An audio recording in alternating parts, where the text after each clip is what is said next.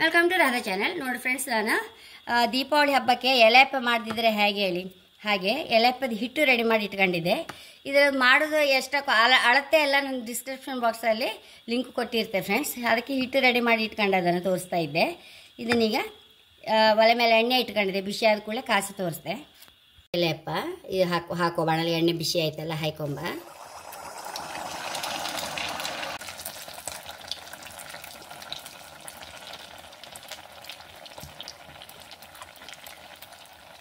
ತುಂಬ ಅಂದರೆ ತುಂಬ ರುಚಿ ಫ್ರೆಂಡ್ಸ್. ಹತ್ರ ಒಂದು ರುಚಿಯಾರೆ ಇದು ಎಲೆಪ್ಪ. ಅದೇ ಅಕ್ಕಿ ಮೆಂತ್ಯ ಎಲ್ಲ ಹಾಕ್ತೇವಲ್ಲ, ಹಾಗಾಗಿ ಮೆಂತ್ಯ, ಅರಳು, ತೆಂಗಿನಕಾಯಿ ನಾನು ಡಿಸ್ಕ್ರಿಪ್ಷನ್ ಬಾಕ್ಸಲ್ಲಿ ಅದ್ರ ಲಿಂಕ್ ಹಾಕ್ತೆ ಫ್ರೆಂಡ್ಸ್. ತುಂಬ ಅಂದರೆ ತುಂಬ ರುಚಿ. ಎಣ್ಣೆ ಸಹ ಎಳ್ಕಂತಿಲ್ಲ ಅದು.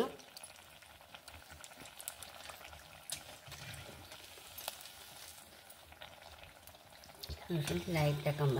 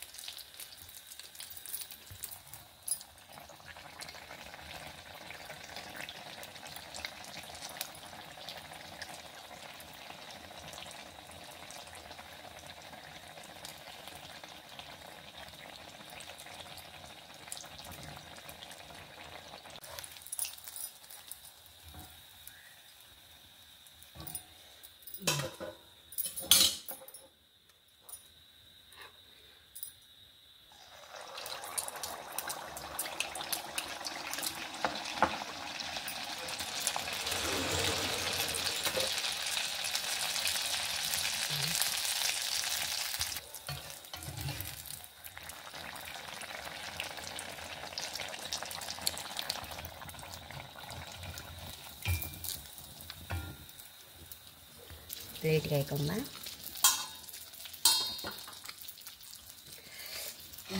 ಎಷ್ಟು ರುಚಿ ಆಯಿತು. ತುಂಬ ಅಂದರೆ ತುಂಬ ರುಚಿ ಆಯಿತು. ಮೆಂತ್ಯ ಪರಿಮಳ, ಕಾಯಿ ಪರಿಮಳ, ಅರಳು ಹಾಕಿದ್ದೇವಲ್ಲ ಅದರ ಪರಿಮಳ ನೋಡಿ. ಬ್ರೆಡ್ ಕಾಣಂಗಾಗಿದೆ ನೋಡಿ. ಅಷ್ಟಕ್ಕೆ ನೋಡಿ ಪದ್ರ ಬ್ರೆಡ್ ಥರ ಆಯಿತು. ಅಷ್ಟು ರುಚಿ ಆಯ್ತು ಫ್ರೆಂಡ್ಸ್.